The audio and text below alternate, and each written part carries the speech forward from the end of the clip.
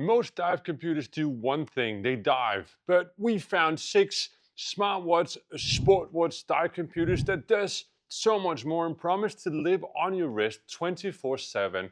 Well, if they can survive our test, of course. Hey everybody, Torben here from DIVEIN, the place where we test and review dive gear, dive destinations to talk about all things diving. Today, I'm comparing the top 6 best smartwatch or sports watch dive computers. So dive computers that can do more than just diving, that you can use every day. We're talking Apple Watch Ultra, a whole list of Garmin computers. So Garmin Descent G1 and G2, the Garmin Mk3i series, and then the Garmin Fenix, and then of course the Suunto Ocean as well. Many smartwatches offer useful features that works with your daily life, and a lot of the sports watches offers a lot of cool features that you can use for all of your activity tracking. And some of these do both. Some of these do just one thing or kind of, but what common for all of these is that they do diving as well. Some of them has more focus on diving and some of them have less focus on diving. So they are really different. And in this video, I'll help you narrow down which of these smartwatch dive computers is best for you, whether you are looking for a hardcore tech computer or a recreational dive computer, and depending on the smartwatch features you're looking for and the sports watch features you're looking for, or like what that combo is in terms of how it fits with the diving as well. So if you're looking for a smartwatch or sports watch dive computer, you found the right place. So let's just dive in. Before we actually get started, a quick announcement here at DIVEIN. We test a lot of dive gear, and even though we love it, we can't use it all. So at some point in this video, I'll let you know how you can get your hands on some of the gear that we've been testing here at DIVEIN. So make sure you watch the whole thing. All right, let's start with the everyday smartwatch features, because let's just be honest, you'll wear these more on land than you will underwater. So I think that's an important thing. Apple Watch Ultra is definitely the best. This is the one I have right here. Definitely the best within the smartwatch world. So you have the whole Apple universe, you have Apple Pay, you can connect to the whole App Store and get all of that. You can talk to Siri as well. And then this one works as a standalone phone, so you can do calls from this one. You can even connect an eSIM to it and do calls without being connected to your phone. This is the only one of the lot that I have here that you can do this. And then it can do a bunch of other smartwatch features. So you can read your emails, reply to emails, messages, see photos people send you, a bunch of these things. So it's kind of like a mini phone. If you already have a Apple phone or an iPhone, using the Apple Watch, this ties in really well. Next up, we have the Garmin Fenix. If I find it here, this is the one right here. So this is a series of Garmin products. The Garmin Fenix is available in different sizes. So this one is the 47mm size, but it's also available in a larger 51. This is not the Fenix, this is the Mk3i, but same size. And then it's available in a 43mm. Just like with the Apple Watch Ultra, this is coming close to a smartwatch, so you can do a lot of your daily things. You can get messages on it, you can reply calls on it, you can do not Apple Pay, but Garmin Pay, so you can do payment in stores. There's a lot of cool things. You can even instruct it via voice connection, so you hit a button and then you can instruct the Fenix watch to start a timer or start an activity or a bunch of things. Where the Fenix is different in terms of this than the Garmin is that it's a preset list of messages, where Siri will try to interpret what you're saying. If you use Siri before, you know that it's not always correct, but it's getting close to, right? Fenix, it needs to be set. So you cannot, hey, Fenix, would you be so kind to set a timer for 5 minutes? It won't do that because you didn't instruct it correctly, whereas Siri would actually know what you're doing. In terms of sports activities, we're coming into that more later. The Fenix is definitely beating the Apple Watch also, so there's still a reason to look at the Fenix, but this is the smartwatch features. As I mentioned with the Apple Watch Ultra, that one works as a full phone. I've actually been able to do a full call while on a bike with my wife without her knowing that I wasn't speaking in a proper phone standing still. That's how good the microphone is. It's actually not one microphone, but 3 microphones trying to like isolate your voice from wind and so on. With the Fenix, on the other hand, even standing still, I'm pretty sure my wife would understand me better on a bike riding, talking to that watch than when I'm standing right here still in a building talking with the Fenix. So you can rely messages. You can say like, I'll be home in 5 minutes, or hey, please do this. And the receiver will understand the message, but you cannot have a full conversation. It's not that well. And the Fenix does not include like an eSIM option, so you need to be connected to your phone. That's the smartwatch features and where these are. The other watches here are more sports watch activities, so you can get your notifications on them, you can control music, and that's kind of where that limit is. If we sum that up, Apple Watch Ultra is the best of the smartwatch functions. Fenix is coming in close, and the rest is more sports watch. So let's talk about that. How do these differ in a sports watch mode? Because sports tracking, in my opinion, is just as important, and now you have a dive computer that can do that. So the Garmin models, that's the Fenix, the Mk3i, the G2, so all the ones I have right here, are absolutely crushing this category. They have, depending on the model, more than 100 sports modes, advanced tracking metrics, recovery advisor, comprehensive health monitoring. The Fenix 8 is the newest of these in terms of that, and definitely the one that supports the most sports activities. So really a beast of a sports tracking. You get really precise GPS, heart rate, tracking, all of that. So that's really a bomb. Suunto Ocean is coming in close to that. It's really good at tracking your health activities from these outdoor activities like swimming, riding, cycling, hiking. It does excellent route tracking as well, and has a lot of offline maps. That's really nice. It has a clean interface, but fewer total sports modes, and you can't multitask the same way you can do with Apple or Garmin. So if you're in an activity like running, you can't really leave that activity and read in a message or stop to start the music or something like that. You can skip a song, but it's quite difficult. So that interface is less, but still it tracks your sporting activities.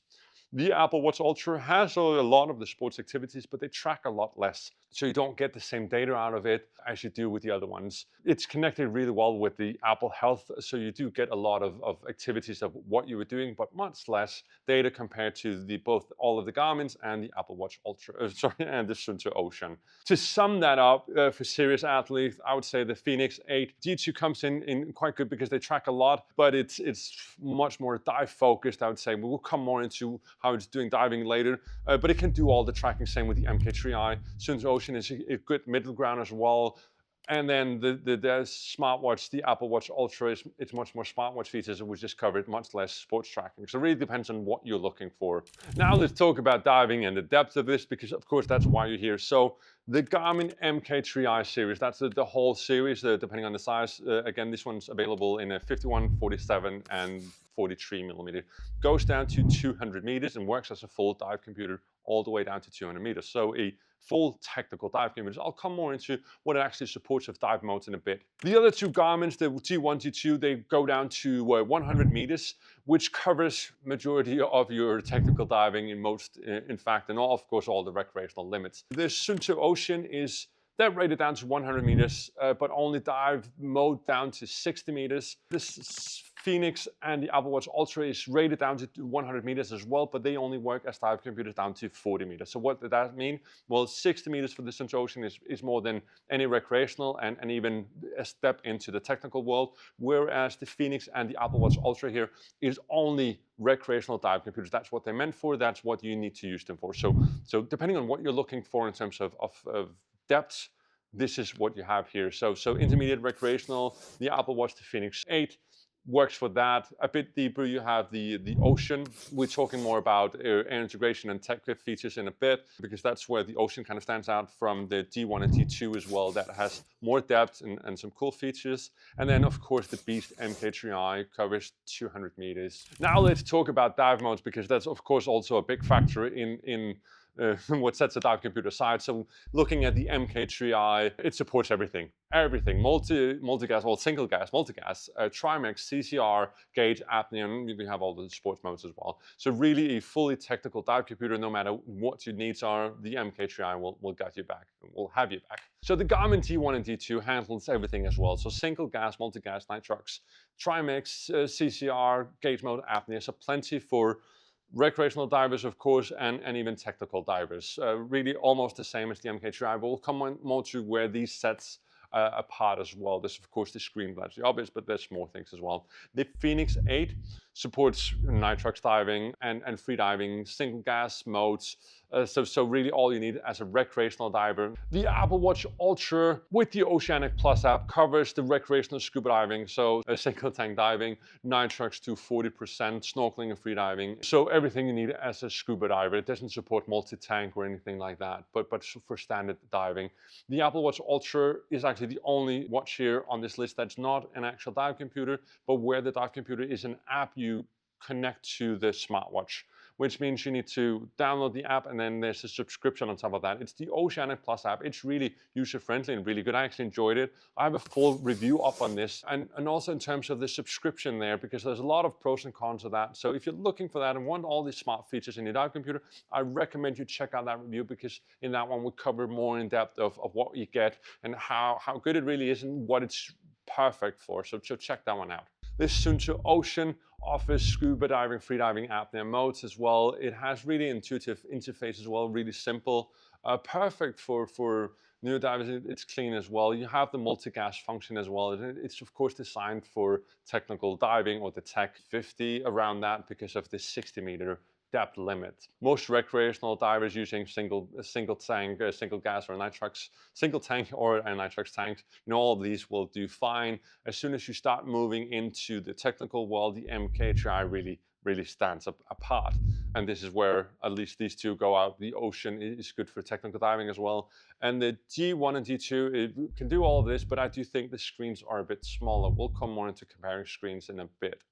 In terms of algorithms, all these dive computers here use the Bullman CHL16C with gradient factors as well, which means it's really good. The norm within diving, what's used for a lot of technical diving and works for recreational diving as well. So why does this matter, you ask? Well, algorithms is basically the most important thing about your dive computer. Having the right algorithm means you're safe, and also making sure that it's not too conservative or not conservative enough so you risk going into decompression sickness. Using the Bullman 16C with gradient factors, you're really on the safe side. If you don't know what you're doing, gradient factors is not something you should play around with, but this basically means that you can change the factors of the algorithm to be more or less conservative depending on what you're diving. Again, if you don't know what this is, don't touch it, but you can change that. And what's good about that is if you know what you're doing, if you want to play around with this, you can go, especially if you're tired, you can set it as a more conservative, so you risk not going into the DCL, and other cases you can change it into a less conservative dive computer. Again, up to you, but this is a nice algorithm that is tested and well proven. Air integration, I think that's again where dive computers stand out. If I move these a bit around, so these four here does not support air integration. They do not have it. So G1, G2, Fenix, and Apple Watch Ultra don't have that. The Mk3i, on the other hand, supports really advanced. Actually, they use the subwave technology, which can connect up to 8 tanks wireless, but you can also connect to your buddy's tank if they're using an Mk3i or a X50i, the new larger dive computer from Garmin. And your buddy also has a T2 transmitter. In that case, you can talk to your buddy via underwater messages, so send a bunch of preset messages. You can also see their depth and their pressure in the tank, so you can see your buddy's air and at what depth they're at. So nice features to have, but also an expensive thing. The Suunto Ocean doesn't support depth data or messaging, but you can connect up to 5 tanks through the Suunto pod system. So usable, and definitely where the Suunto Ocean kind of steps a bit away from the G1, G2 computers, because they do a lot of the same, are priced in similar, but where the Suunto Ocean is really setting itself apart is if you want a mid-price dive computer and you want air integration, then the Suunto Ocean is definitely where I would go. Now, if I'm going to be moving them around again, battery test, I'm going to put this one out here because battery test is where things get really interesting as well, in my opinion. How long will your dive computer last? We put these to a test, a simulated dive test in a dive chamber.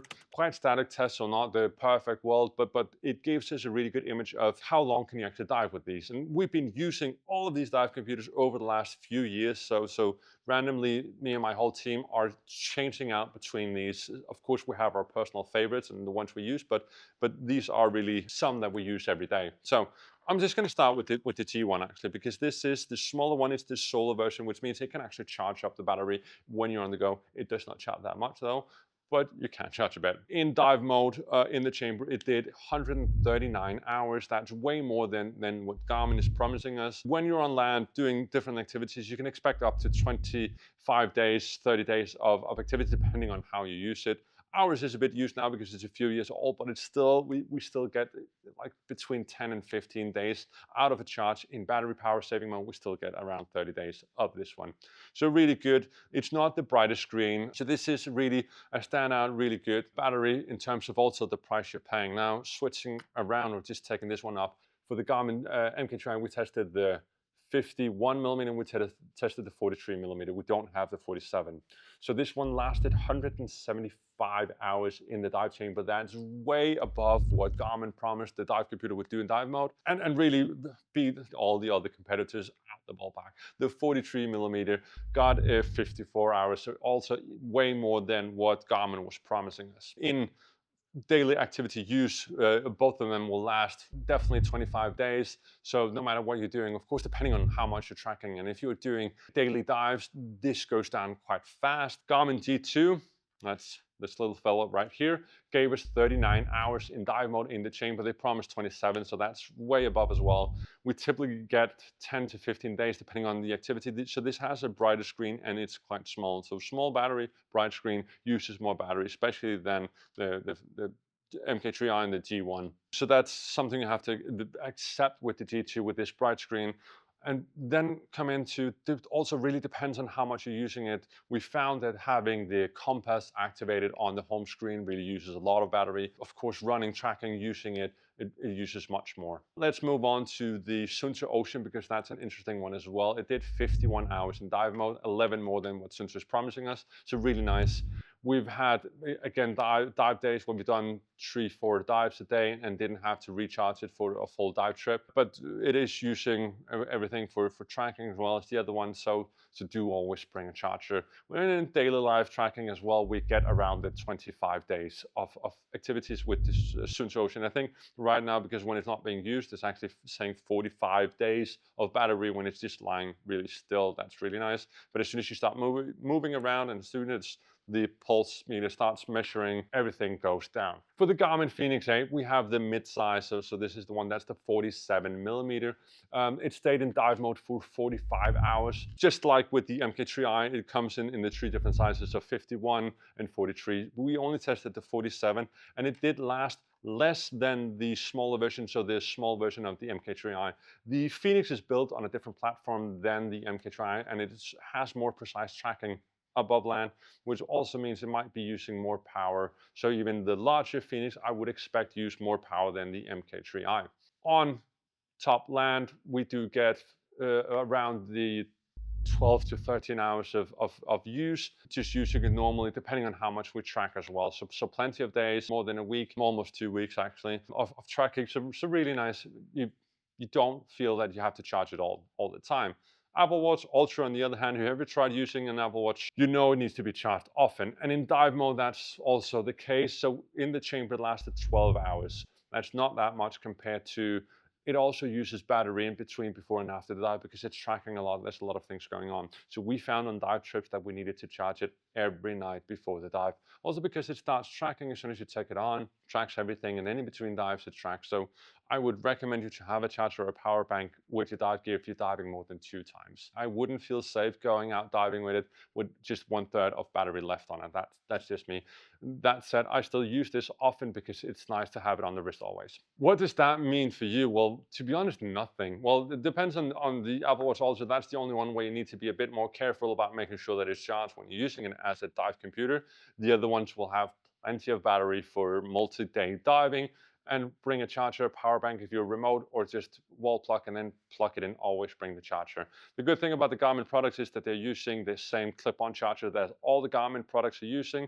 The bad thing about the Fenix is actually it uses its separate own charger, which I don't think that many people on a dive boat have. Nowadays, most dive boats, you'll find someone else having a Garmin charger. Same with an Apple Watch charger. Suunto Ocean has its own charger, which I don't know how that actually works up with. I haven't used a lot of other Suunto sports watches, so I actually don't know. So that's a thing to consider as well, so the actual chargers. Now it's time to talk about compass, because that's a really lovely feature on a high-end dive computer as these are. All of these has a 3-axis tilt compensated digital compass, which means no matter how you're turning it, it will still show you the right way. They are a bit different in terms of how they function. So if I move these around, the Garmin's are actually all the same. You can set a heading, you can set a reciprocal heading, so turning back, or a 90-degree heading. Really nice, no matter how you're navigating.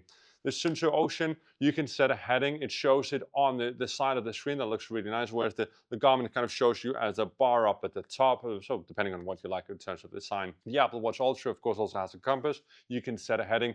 For the Apple and the Suunto, you cannot set reciprocal headings or 90-degree turns. You can just set a heading, and then you need to do the 180-degree calculations of how you're going to get back. So that's what these dive computers are offering in terms of compasses. If we move into more features, they are packed with things they do. You can change the straps of these ones. So Garmin has a quick connect system. It works really well. It snaps off. Suunto Ocean, you can disconnect as well. You can change. Does not have as wide a range of straps as the Garmin's or the Apple Watch Ultra. Same as well. Really easy to connect and reconnect and change straps around. You can even have ones for diving. Oceanic made their own ones, and then you can connect your leather strap if you want that when you're on land as well.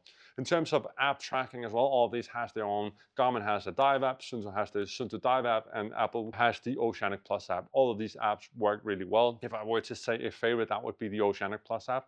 In terms of how it connects to the phone, I'm using iPhone, yeah, and then connecting that to the Oceanic Plus housing. If you have that one, when you take a photo, it connects and actually gives you that full dive profile, where you took the photo, what depth, and so on. That's really nice feature. Suunto Ocean gives you a 3D map of the whole dive, really impressive. Garmin gives you all the dive data, so really strong on the data in terms of these apps. Mk3i, so now I'm just going through all the features it has, but I think that's wasting a lot of time, because you can also look these up in it. But Mk3i is standing out on its own by having the built-in flashlight. Works above and below water as well. So I think I'm going to stop in terms of all the features, but I'm going to sum up now, because you're probably still wondering which one works perfect for me. So I'm going to kind of give you a one-liner. After I do that, I'll also tell you how you can be part of the giveaways that we're doing here on DIVEIN. So if we just start from the beginning and compare, let's start from the top. The Mk3i is the powerhouse of a dive computer. It can do everything. There's also the most expensive one on this list, but it's a full technical dive computer. You can message your buddies. It works as a recreational dive computer as well. You can do everything with it, and it tracks as well, and it has the basic smartwatch features. So that sums up the Mk3i as top of the list. Now we are looking at smartwatches as well, and in terms of smartwatches, the Apple Watch Ultra is the powerhouse of this. In terms of the diving, it's a recreational dive computer. It is the most user-friendly dive computer I've ever used, to be honest. This is really Apple's key feature, is user-friendliness, and Oceanic Plus just taking that in through the core of this one, so it's really user-friendly. The Fenix 8 is the powerhouse within the sports tracking and all of that, and then it has some of the smartwatch capabilities. Again, recreational, limited to 40 meters. So if you ever thinking about going into technical or deeper than 40 meters, or if you just feel at least 40 meters is not enough, then don't look at the Fenix or the Apple for that matter. Then Mk3i or the Suunto Ocean. The Suunto Ocean is that good middle ground. Personally, I'm not too big a fan of the limited things I can do in the app, so it's limited with the buttons and so on. I have a full in-depth review of where I'm telling what I like and what I don't like, so I'll link that up here in the description as well. Check that one out. It has all the features and it does really well, but I do think that the G2 does all the same things, a bit deeper as well, just a bit better user interface. Where the Ocean though stands out is that you can do air integration. So air integration, okay priced compared to the Mk3i and so on. So if you're looking for a smartwatch dive computer and you don't want to pay full premium price, then it's the Ocean that you want to go for. And now we move into the G2, because that can do all the cool features, depth limit of 100 meters, so more than what you'll most likely ever need. And just has all of it except for the air integration. So if you're looking for integration, you can't use the G2. This screen is a bit small, but really bright and easy to read. Coming down to the last of the bunch is the G1. Powerhouse as well, has so many features, long-lasting battery, holds up really well. This is really an old version of it. I think it's plus 3 years old at least. Still holds up, so nice, been used every day since we got it. Quite literally, someone had this one on the wrist every day. So really it's a powerhouse. It's also the cheapest of this one. So this is kind of summing up what all these dive computers do in terms of smartwatch, sports watch features. But if you have any questions of any of these, ask them in the comments or check out the in-depth reviews. It's in the description. That will help you out a bunch as well. We also have some in-depth videos. I'll link those up as well in a playlist. So do check those out if you're looking for any of these. Now coming to that giveaway, I promised you as well, you have to do 3 simple things. First up, like the video and subscribe to this channel. Second up, tell me which of these dive watch, smartwatch, dive computers that is your favorite. So which one would you like and for what reason? What are the features that you're looking for? Last but not least, subscribe to the newsletter. It's the first link in the description. It'll take you to our newsletter. Sign up for that one. And it's in that email that you'll find the winners of the giveaways in this video. So that's all I had for smartwatches. I really hope you enjoyed this.